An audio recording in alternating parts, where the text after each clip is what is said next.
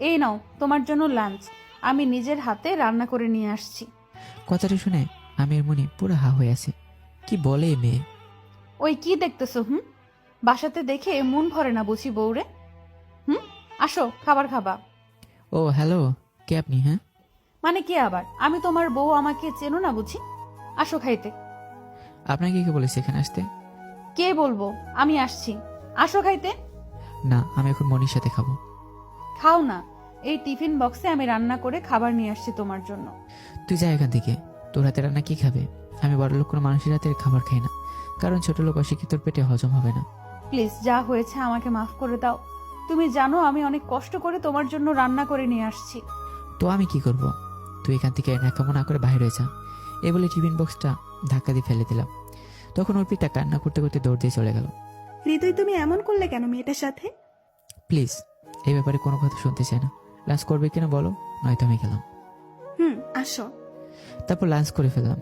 আসলে আমি এমনটা করতাম না, কিন্তু ও তো আমাকে কম কষ্ট দেয়নি। আর ওকে কষ্ট দিয়ে আমার যে ভালো লাগছে তা না। ও বোঝো কেমন লাগে কষ্ট। এভাবে দেখতে দেখতে 1 মাস হয়ে গেলাম। আর অর্পিতাকে প্রতিদিন অনেক কষ্ট দিই, অনেক অপমান করি। তারপরও আমাকে প্রতিদিন লাঞ্চ করছি কিনা নিজে থেকে ফোন দেয়।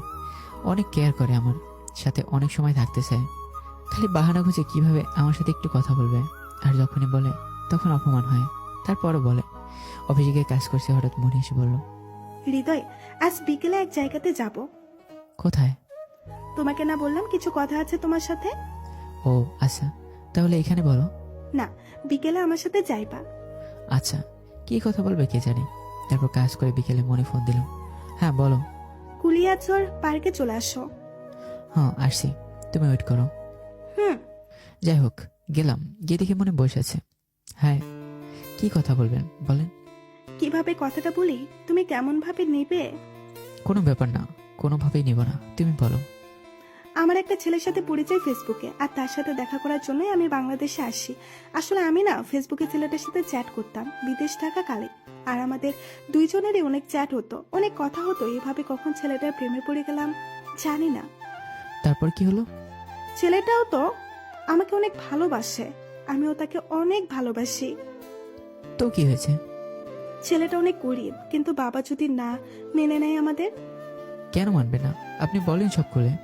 তাই তো তোমার সাথে কথাগুলো বলতেছি, তুমি যদি আব্বুকে বুঝাইয়া বলতে, কারণ আব্বু তোমাকে অনেক বিশ্বাস করে আর তোমার কথা শোনে।